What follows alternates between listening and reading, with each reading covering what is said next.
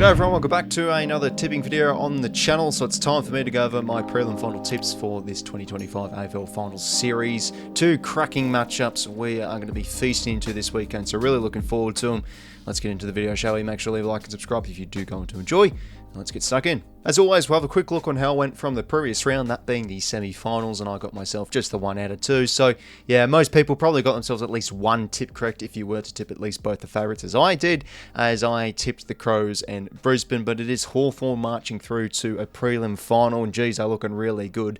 Peaking at the right time, heading into this prelim final matchup against the Cats with a bit of momentum. So, why can't they go all the way? They're playing some fantastic football, showing a great balance of toughness, but also class, and just too good for the Crows last week. And the Lions had a professional and mature bounce-back win against their bit of foes of the Gold Coast Suns. Gold Coast still had a fantastic year when looking at it from a retrospective view, picking up a finals win away from home, remarkable for their circumstances and their expectations, but just couldn't go with Brisbane. They were far too superior, the Lions, in the midfield especially. Dunkley, Ashcroft, all the key components and the important players of Brisbane had a night out, as I'll be facing off against the Pies at the G 2023 Grand Final rematch. That should be a cracker to watch as well. A quick look now at my tipping competition leaderboard update. I always like to go through this. There was only 2 games of the round last week, so I'm not going to be going over through every single person that got themselves a 2 out of 2, given there was a lot of people. But well done if you did get yourself a 2 out of 2.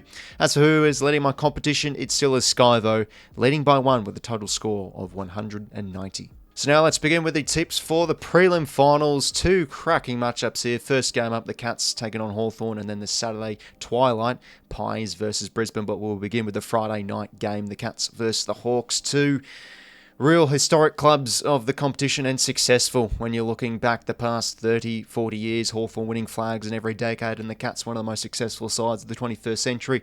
And when you look at all 4 of these teams, I've been seeing on Twitter and many stats online that these are 4 of the pretty much the most successful teams when you're looking at it from a Premiership Cup point of view. So it's pretty fitting and fairly deserving that all 4 of these teams are competing in the second last week of the season. But yeah, this should be a beauty. The Cats versus Hawthorn. Geelong, rightfully so, they are the favourites heading into this game. It was a fantastic performance against the Brisbane Lions not so long ago. They ticked every box, really. Their pressure was fantastic, really good in the contest on being able to extract it out, and totally blitzed the Lions in the run. Kept on getting them caught out goal side with those small forwards, and your players like Ollie Dempsey catching them out too. Smith and Holmes are running rings around those Brisbane midfielders, and inside 50 were a class above the Lions on that night. And an emphatic win. Now, with a week of rests, there is always a bit of talk that can benefit a team, but at the same time, it might not, and maybe it might not, given Hawthorn are heading into this one with quite a bit of momentum. They are the underdogs of this final series, I myself, and probably not many people would have predicted them to be in a prelim final. We were probably expecting maybe one of these Elam finalists to push all the way, but to be fair, Hawthorn were one of the outsider chances when you look at their record against the top 8, and the interstate record heading into September, not too great. Probably a bit irrelevant to look into that now, though, given they have pushed their way to a prelim. They've had 2 emphatic victories against the Giants and also the Crows. As they say in the NFL, defense wins championships, and Hawthorn with their back 6/7 looking like one of the more well-settled defences in the competition. You've got Scrimshaw, 𝐼𝐴, Barras, and then some quality and some fairly consistent players of Amon and Impey, who's having a fantastic year, Jarman Impey, might I say. Can't forget about 𝐼𝐴 as well, probably one of the best on ground for me with their win against the Crows last week. And on the other side of the ground, they have their front half weapons. 𝐼𝐴 can rack up the pill. Watson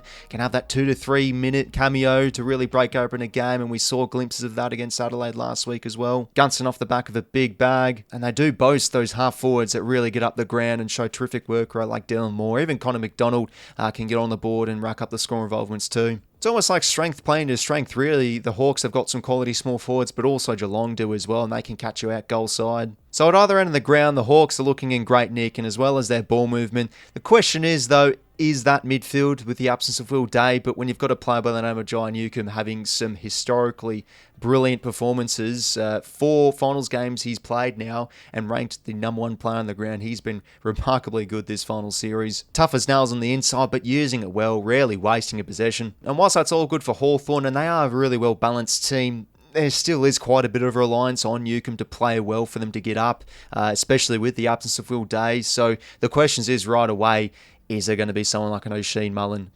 doing a job, or even a Mark O'Connor going right to him. The Cats haven't mucked about with opposition star players. You've had Oisin Mullin or Mark O'Connor go to those key players. O'Connor more of the big body types, and maybe that could be a 𝐼𝐻𝐿𝐼𝐻𝐿. He's gone to Heaney, he's gone to Cam Rayner, but Oisin Mullin can take those smaller bodies. Clamped 𝐷𝐻𝐿𝐼𝐻 out of the game 2 weeks ago as well. So should 𝐼𝐻𝐿𝐼𝐻 get clamped out of the game, they're going to have players like Connor Nash and James Worpel, who was sufficient, but they're going to need to go to the next level if he is going to be fairly quelled 𝐼𝐻𝐿𝐼𝐻. But hey, that's a hard task for the Cats alone, because he has been fantastic. When looking at Geelong's midfield, I think we can mostly agree on paper it is a bit more of a stronger midfield. Tom Atkins has been a ripping nick, a tackling machine. Mark Blicavs played like prime Josh Kennedy against Brisbane the other week ago as well. He was probably best on the ground against the Lions. And you can't let Bailey Smith and Max Holmes run rings around you. High up there for handball receives this season. Gives the Cats plenty of drive. And their superior work rate really outdid those Brisbane midfielders. They struggled all night with the defensive running. So you'd think someone like a Connor Nash could put a bit of time into Bailey Smith. Both are fairly similar teams in terms of strengths. Really good small forwards. Aren't afraid to get stuck into the contest, but also have the class on the outside. Cats and also Hawthorn are really efficient ball-moving teams. I'd say the Cats are probably a little bit better in that area with being able to convert going inside 50. Both teams have displayed some strong finals brand football so far in September. The Cats, quality right from the get-go against the Lions, and the Hawks, with this one, a bit of momentum. And we've seen in the past some of these elimination final teams off the back of some really quality wins to really boost the morales and spirits heading into another game, just keeping the ball rolling. I think they're every chance. I just feel, though, with the Cats being a bit more rested, and look, that could be a negative given Hawthorn coming in this one with a bit of steam. But how the Cats played against Brisbane really impressed me. They weren't flat at all, especially with their soft run home. And whilst I thought they maybe could have gotten caught out that game, they looked right on from the get-go. Their intensity was sharp. They were really good in the contest. So I don't feel that them being rested would be a negative thing whatsoever. They're going to be chair right for this game. And whilst the Hawks have the quality either end of the ground, I just think the Cats will be that class above. I have my doubts a little bit if they are able to contain 𝐼𝐻𝐿𝐼𝐻. That has been a bit of the issue this year for Hawthorn with the major absence of Will Day. When you can quell 𝐻𝐻𝐿𝐼𝐻 enough, do they get enough from those other midfielders? And as I said earlier, I think Geelong's midfield is that slight bit better and can really punish you with their strong work rate and really hard running. Hawthorn's back six 𝐓𝐡𝐞, but let's remember the Cats is also fantastic as well, and they read the ball and set up superbly well. I feel deep down the Hawks can generally win this game, but I just think across the board, the Cats are going to be a bit too good for them. They're a really good side going inside 50. And whilst the Giants and Adelaide were pretty wasteful with their chances, I just don't feel the Cats are going to be the same and will be too good here for the Hawks. I think this will be a cracking contest, but Geelong, they're pretty finals hardened side. So have the Hawks, to be fair, this last season or so. But yeah, I think the Cats will purr their way through to a grand final. We'll tip Geelong in this one. I'll go them here by 16 points. And for the second prelim final, we have the Pies taking on the Brisbane Lions, 5:15 p.m. at the MCG. Pretty sure this one is at 5:15 p.m. because, let's say Brisbane were to win, they could get home to Brisbane on the same night and kick off their grand final preparations. But should be a cracker, this one. The 2023 grand final rematch, of course. Pretty underrated grand final in my eyes. That was a real back and forth contest all day long. But the last time these two sides did meet, of course, the Lions got a pretty emphatic win over Collingwood at the MCG. And that night it was done through their fantastic and real slick ball movement. They kept on catching out Collingwood goal side and made their defence look really lethargic. Exposed them pretty well through the corridor, and it was a bit of a contest early on, but Brisbane were able to soar away. Collingwood, probably one of their best performances of the season against the Adelaide Crows. It was a defensive masterclass. Their pressure was sublime, and then they had that period throughout the third quarter, I'm pretty sure it was, where it was a bit of centre bounce dominance, where their midfield was talked about a little bit, saying is it good enough, but players like Pendlebury and Sidebottom did their part. Ned Long had a big night that evening too, and the wild card and the key factor for the Pies here is Jordan 𝐸. He didn't play last time against Brisbane, and he's had two very good games in a row. He was great against the D's, and last week, the week before, arguably best on ground against the Crows. That's a player they've really been missing, because the Pies haven't been necessarily the best contest team and clearance team in the comp, but he's one that can burst his way through, kick a odd goal, and really get the team up and going. When looking at personnel from both sides, Bobby Hill apparently will not play this prelim final, still ongoing with some personnel issues, but Jeremy Howe is a test to come back. I'm assuming he is going to be playing, because there's been quite a bit of positivity around him. That's a massive in. Darcy Moore was sublime last time out against the Crows, but still, Jeremy Howe is Jeremy Howe, and he's really going to fit into that defence like a glove. And I have said throughout the year, can they win the flag without Jeremy Howe? He still is, I think, one of their most important players, really sets the tone, and he's a terrific competitive beast in the air. And as we all know, Brisbane have been missing a chunk of their best 22 for practically all year, but more of the back half of the season with Jack Payne and Lincoln McCarthy. Eric Hipwood down as well. We all know he can have his spud moments, but still brings a bit of a presence. And they really missed them out, that first qualifying final against the Cats. But hey, that young 𝐼𝐿𝐴 𝐿𝐴 had a very good performance, and could he have a big game on the G? Casting minds to when Brisbane last beat the Pies, Henry Smith, I think he hit 3 or 4 old goals, really announced himself. So could someone like 𝐼𝐿𝐴 𝐿𝐴, the youngster did that, thought his marking ability was impressive against the Suns. And also 𝐼𝐿𝐴nsworth, who has really improved as a small defender. So it goes to show Brisbane's depth has been fantastic, and their list, and especially their midfield, really bats deep. 𝐷𝐼𝐿𝐴 𝐿𝐴 pretty much done for the year, but he might be a chance for the grand final apparently. But as I did say last week, why I did tip Brisbane against the Suns is even without 𝐼𝐿𝐴, they've played some pretty good football, and it shouldn't worry them too much. He was pretty rusty against the Cats anyway. Collingwood aren't a team that really tag either, so I think 𝐸𝐿𝐴𝐿𝐴 can definitely have himself a big evening, and also Ashcroft and Dunkley running through there. Even the younger brother of Levi getting a bit of opportunity, shows some really good moments in tight with some clean hands in traffic. The game breakers though for Brisbane, hard to go past the likes of Zach Bailey and 𝐵𝐴𝐿𝐴. They're players that can have some quiet patches, but then snap of the fingers, they'll pile on a goal or two and really get the team going.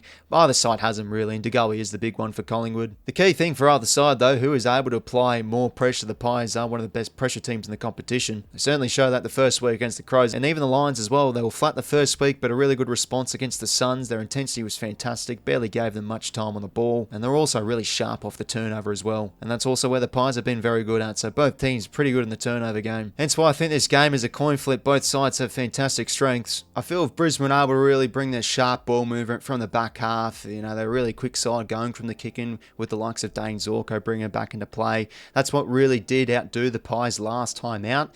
I think that could be the area where the Lions can get on top. And midfield-wise, similar to the Cats Hawthorn game, I think Brisbane bat a bit deep in the midfield. They are a very good clearance side and really good with field territory as well, and able to lock it in superbly well. But as I said at the start of September, the Pies are just such a finals good team, and they have had a few bad performances as back half of the season where they have looked really off with their defensive setup and been able to chase and not allow teams to cut them up with their ball movement. So because of that, I can't really see Brisbane just come out and blitz Collingwood on the outside. They're going to be ready. They're going to be trying to close up the corridor. Forward half turnovers, one of their strengths as well. Think of the likes of 𝘿𝐿𝐴 𝐿𝐴 and 𝐵𝐴 𝐸𝐿𝐴 really trying to force the ball back. And with ball in hand, they did a bit against the Crows when they really get that hand pass game going out the back, especially through the corridor. They are hard to stop, Collingwood. So I want to tip, give my thoughts about either side, but Brisbane are my flag call, as I did predict at the start of September, but just have a bit of worrying signs given what they did show in the first week. And look, they bounced back really well, but